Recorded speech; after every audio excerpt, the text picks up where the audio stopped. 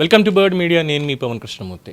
Professor Nageshwar దాదాపుగా 3-4 రోజుల నుంచి చాలా ట్రెండింగ్ అండ్ వైరల్ సెన్సేషన్ రెండు తెలుగు రాష్ట్రాల్లో కూడా. అయితే ఆయన చేసినటువంటి వ్యాఖ్యలు జగన్మోహన్ రెడ్డిని అరెస్ట్ చేయాల్సిందే అంటూ ఢిల్లీ పర్యటనలో అమిత్ షాని కలిసినప్పుడు పవన్ కళ్యాణ్ గారు అలాగే నాదెండ్ల మనోహర్ గారు అడిగితే అమిత్ షా వాళ్ళ క్లాస్ స్పీకర్ట, మీరు పిచ్చి ఆలోచనలు చేయకండి, రాజకీయాల్లో ఇన్స్టంట్ ఫ్రెండ్స్ ఉంటారు, అలాగే లాంగ్ టర్మ్ ఫ్రెండ్స్ ఉంటారు. తెలుగుదేశం పార్టీ చంద్రబాబు మనకి ఇన్స్టెంట్ ఫ్రెండ్ మాత్రమే, Jaganmohan Reddy long term friend. So మీరు కూడా అదే నెరేటివ్ని బిల్డ్ చేసుకోండి, మీరు మరీ అంతగా పూసుకుని తిరగాల్సినటువంటి పని లేదు, మీ భావజాలను కూడా మార్చుకోండి అని చెప్పారుట. ఇది విశ్వసనీయ వర్గాల ద్వారా నాదెండ్ల మనోహర్ ఆ కోర్ కమిటీ మీటింగులోనో ఎక్కడో మాట్లాడితే అక్కడి నుంచి ఈయనకు వచ్చింది అంటూ ఓ పక్కన చెప్పారు. సరే, ఆ నెరేటివ్ మీద వెంటనే జనసేన కావచ్చు, తెలుగుదేశం పార్టీకి సంబంధించినటువంటి కార్యకర్తలు చాలామంది భగ్గుమన్నారు. అలాగే నాదెండ్ల మనోహర్ కూడా దీనికి సంబంధించి చాలా సీరియస్గానే అసలు జనసేనలో లాంటి కోర్ కమిటీ అనేది ఏమీ లేదు, అలాంటివి ఏం చేయలేదు అంటూ ఖండించారు. ఖండించిన తర్వాత ఒకానొక టీవీ ఛానల్ డిబేట్లో కాకినాడలో ఆయన మీద కేసు కూడా నమోదవడం దీనికి సంబంధించి, ఎందుకంటే నేషనల్ హోమ్ మినిస్టర్కి సంబంధించినటువంటి మాట కాబట్టి ఆ మాట్లాడిన దాని మీద కేసు నమోదు చేసిన తర్వాత బేషరతుగా ఎటువంటి శషభిషలు లేకుండా నేను నా వ్యాఖ్యల్ని ఉపసంహరించుకుంటున్నాను అని చెప్పారు.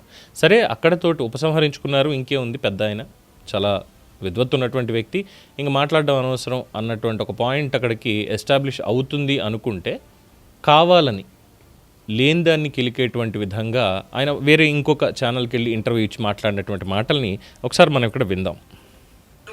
వాళ్ళ పార్టీతో సహా టీడీపీతో సహా అన్ని రాజకీయ పార్టీలు ఓడించండి. పవన్ కళ్యాణ్ మా కొడుకు పెళ్లికి వచ్చాడు. పేటీఎం నీళ్ళ కొడుకుల పెళ్లిళ్ళు కూడా పోతారు.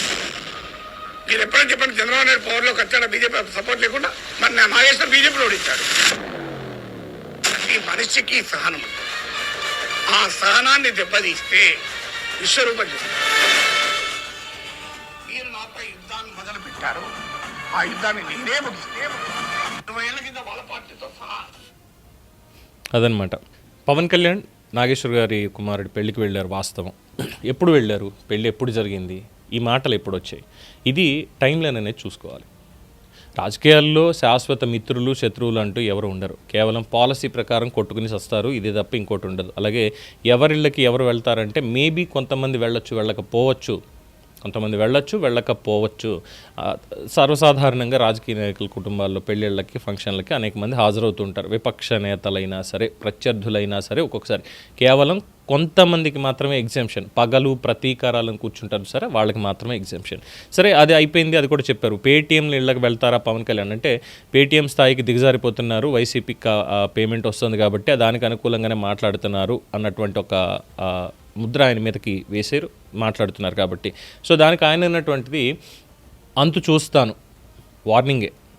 అలాగే శపథం చేశారు, యుద్ధం వాళ్ళు మొదలుపెట్టారు, నేను ముగిస్తాను అని చెప్పి ఆయన స్టైల్లో శపథం చేశారు.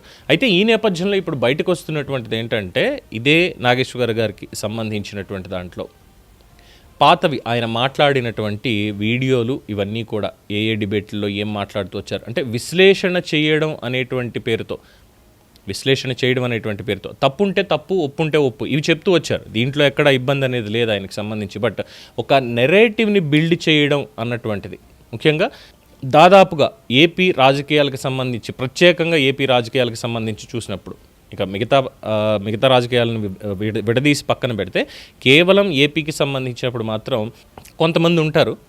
అందులో ఈయన కూడా ఒకళ్ళు వైఎస్ఆర్సీపీ భావజాలాన్ని ఎక్కువగా మాట్లాడుతూ ఉండడం. 90%, ఒక 10% మాత్రమే ఏంటంటే ఓకే, పబ్లిక్లోకి ఎటువంటి ఒక రాంగ్ నెరేషన్ వెళ్ళకూడదు అనేటువంటి ఒక దాంట్లో చాలా తెలివిగా మాట్లాడతారు. బికాజ్ అంత తెలివితేటలు ఉన్నాయి కాబట్టి, ఆ వాగ్దాటి ఉంది కాబట్టి, ఎక్కడ ట్విస్ట్ చేయొచ్చు, ఎక్కడ టర్న్ చేయొచ్చు అనేటువంటిది ఆయనకి తెలుసు కాబట్టి, అందులోనూ రాజకీయాల్లో ఉన్నారు, గతంలో ఎమ్మెల్సీగా ఇండిపెండెంట్గా పోటీ చేసి ఉన్నారు, అది అందరికీ తెలిసిందే కాబట్టి. సో ఆయన వ్యాఖ్యానాలు ఇవన్నీ 2014 రాష్ట్రం విడిపోయిన దగ్గర నుంచి కూడా తీసుకున్నప్పుడు ప్రో వైసీపీగానే దాదాపుగా ఉన్నాయి అని చెప్పి ఒక ఆరోపణ. ఇప్పుడు అవే వీడియోలు ఇవన్నీ కూడా బయటికి తీస్తున్నారు. అమరావతికి సంబంధించి జగన్మోహన్ రెడ్డి అప్పట్లో 2014లో మద్దతు ఇచ్చాడు అంటే ఆ రోజే చెప్పారు ఖచ్చితంగా రేపొద్దున జగన్మోహన్ రెడ్డి అధికారంలోకి వస్తే అమరావతి ఉండదు, ఆయనకు నచ్చినట్టుగా ఆయన చేసుకుంటాడు అని చెప్పి అదే 3 రాజధానులు. 3 రాజధానులకు సంబంధించి కూడా రైతులు ఒక పక్కన ధర్నాలు ఇవన్నీ కూడా చేస్తుంటే, దీక్షలు చేస్తూ ఉంటే, ఇక్కడ ఈయన మాట్లాడినటువంటి మాటలు అమరావతికి సంబంధించి చూసినప్పుడు 3 రాజధానులకి సపోర్ట్గా మాట్లాడినటువంటివి కూడా ఇప్పుడు బయటికి తీసుకొచ్చి సోషల్ మీడియాలో పెడుతున్నారు.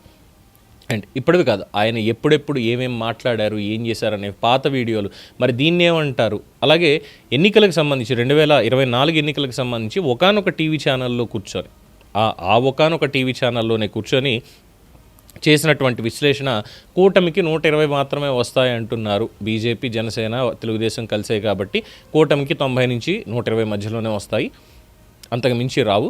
అసలు జగన్మోహన్ రెడ్డికి ఈసారి గ్రామీణ ప్రాంతాల్లో మేబీ అర్బన్లో చదువుకున్న వాళ్ళు ఉన్నారు కాబట్టి అర్బన్ ఓట్లు ఇక్కడ డెవలప్మెంట్ అని ఇంకోటని ఆ పాయింట్లో ఉంటారు. కానీ రూరల్ మొత్తం అంతా కూడా జగన్మోహన్ రెడ్డి సంక్షేమానికే ఎక్కువగా బలపడిపోయారు. అందుకని జగన్మోహన్ రెడ్డికి ఈసారి కూడా అధికారం వచ్చేస్తుంది అనేటువంటి విధంగా నెరేషన్ని బిల్డ్ చేసుకుంటూ వెళ్ళారు. అన్ఫార్చునేట్లీ అది కూడా ఫెయిల్ అయింది. ఇలా చెప్పుకుంటూ పోతే కోకొల్లలో ఆయన మాట్లాడినటువంటి మాటలకు సంబంధించి కావచ్చు, ఇతరత్ర ఉన్నటువంటి విషయాలకు కావచ్చు, కోకొల్లలుగా బయటకు వస్తున్నాయి ఒక్కొక్కటిగా ఆయన మాట్లాడినటువంటిది. తప్పు చేసి దొరికిపోయారు, ఎందుకు మళ్ళీ ఇప్పుడు మాట్లాడడం, టీడీపీని ముగించేస్తాను అంటున్నారు నాగేశ్వర్ అంటూ దానికి సంబంధించి. అసలు ఇంకొకటి అడుగుతున్నారు, అసలు ఒకవేళ అమిత్ షాతో మీటింగ్ జరిగింది, ఎప్పుడు జరిగింది? ఈ మధ్యకాలంలో ఏమన్నా వీళ్ళిద్దరూ వెళ్ళారా? అసలే మొన్నటి వరకు కూడా అనారోగ్యంతో ఉన్నారు పవన్ కళ్యాణ్ గారు. సైనస్ ఆపరేషన్ అయింది, బయట ఎక్కడికి వెళ్ళట్లేదు. తగ్గిన తర్వాత మొన్న మధ్యనే చిరంజీవి గారి ఏదో 158వ సినిమా దీనికి సంబంధించి వెళ్ళి క్లాప్ కొట్టారు, వెళ్ళిపోయారు, అయిపోయింది. మళ్ళీ ఇవాళ పొద్దున్నే మొదలుపెట్టారు. రాజమండ్రి పుష్కర్ ఘాట్ దగ్గర కావచ్చు, మిగతా లాకులు కానీ ఇంకోటి కానీ అన్నీ చూసుకుంటూ ప్లాస్టిక్ అనేది అసలు ఎక్కడ కనిపించడానికి వీల్లేదు అంటూ ఉద్యమం మొదలుపెట్టారు. దానికి సంబంధించి పూర్తి డేటా కావాలని అధికారులను ఆదేశించారు. అక్కడ ఆయన పనిలో ఆయన ఉన్నారు. స్వయంగా ప్రధానమంత్రి హైదరాబాద్లో కలిశారు. ఆయనకి సంబంధించి ఆ రోజు మే 10వ తేదీన పెట్టిన మీటింగ్కి వచ్చిన రోజు చంద్రబాబు నాయుడు గారి ఇంట్లోనూ పవన్ కళ్యాణ్ గారి ఇంట్లోనూ కూడా ఇద్దరిని వెళ్ళారు, కలిశారు, వాళ్ళ కుటుంబ సభ్యులతో మాట్లాడారు, వచ్చారు. అంతకుముందు పోనీ అమిత్ షా ఏమైనా వచ్చారా? లేదు, వీళ్ళు అమిత్ షా దగ్గరికి వెళ్ళారంటే వెళ్ళిన సందర్భం ఈ మధ్యకాలం లేదు. కానీ కేవలం 4 రోజుల క్రితమే ఈ మాట మాట్లాడాల్సినటువంటి అవసరం ఏంటి నాగేశ్వర్ గారికి? అసలు పవన్ కళ్యాణ్కి సంబంధించి ఇటువంటి ఒక ఫేక్ వార్తను చెప్పడానికి ఎందుకు? ఆయన స్థాయి చాలా గొప్పది, చాలామంది చెప్తున్నట్టే ఆయన స్థాయి చాలా గొప్పది అనుకున్నప్పుడు అంత గొప్ప వ్యక్తికి, అంత గొప్ప స్థాయి ఉన్నటువంటి వ్యక్తికి ఇటువంటి అబద్ధాన్ని ప్రచారం చేయాల్సినటువంటి అవసరం కానీ ఆవశ్యకత కానీ ఎందుకు వచ్చింది అనేదే ఇక్కడ చాలామంది ప్రశ్నిస్తున్నారు. గత 5 ఏళ్లలో అంటే 2019-24 మధ్యకాలంలో జరిగినటువంటి మారణహోమం, మారణకాండ, ఏ విధంగా నడి రోడ్డు మీద గొడ్డళ్లతో నరికారు, మరి వాటి మీద ఏమన్నా అసలు ప్రశ్నించారా? ఎంతమంది జర్నలిస్టులని, సీనియర్ జర్నలిస్టులను కావచ్చు, లేదంటే రంగనాయకమ్మ గారు లాంటి మహిళను కావచ్చు, ఎంతమందిని అరెస్ట్ చేశారు మాట్లాడిన దానికి? మరి దాని మీద ఏమైనా మాట్లాడారంటే దాని మీద ఎప్పుడు విశ్లేషణ అనేది లేదు. మరి ఇప్పుడు మాత్రం ఏదో ఆయన మీద ఒక కేసు పెట్టగానే ఇలా మాట్లాడారని ఏదో మొత్తం ప్రజాస్వామ్యం అంతా కూడా ఇక్కడ కూటమి ప్రభుత్వంలో సర్వం నాశనం అయిపోయింది, ఇలా కేసులు పెడుతున్నారు, ఇది చేస్తున్నారు, యుద్ధం మీరు మొదలుపెట్టారు కదా, నేనే ముగిస్తాను అంటూ ఎందుకు ఈ ప్రగల్భాలు పలకడం అని చెప్పి మళ్ళీ పాత విషయాల్ని సైతం జోడిస్తూ, నాగేశ్వర గారు మీ స్థాయి ఇది మీరు మాట్లాడినటువంటిది, మీరు చాలా గొప్పగా మాట్లాడేటువంటి వ్యక్తే, కానీ ఇగో ఇలాంటి గొప్పలు కూడా చెప్తూ ఉంటారు అని పాత వీడియోలన్నీ కూడా బయటికి తీసుకొస్తున్నారు. సో ఇప్పుడు మళ్ళీ ఆయనే నా వ్యాఖ్యలు నేను ఉపసంహరించుకున్నాను అని చెప్పినప్పటికీ కూడా మళ్ళీ ఈ శపథంతో మళ్ళీ అగ్గి రాజేశారు. ఇది ఆగుతుందా లేదా అనేదే ప్రస్తుతం సందిగ్ధత. వేచి చూడాల్సిందే. దీని మీద మీ అభిప్రాయం తెలియచేయండి. చూస్తూనే ఉండండి ది బర్డ్ మీడియా.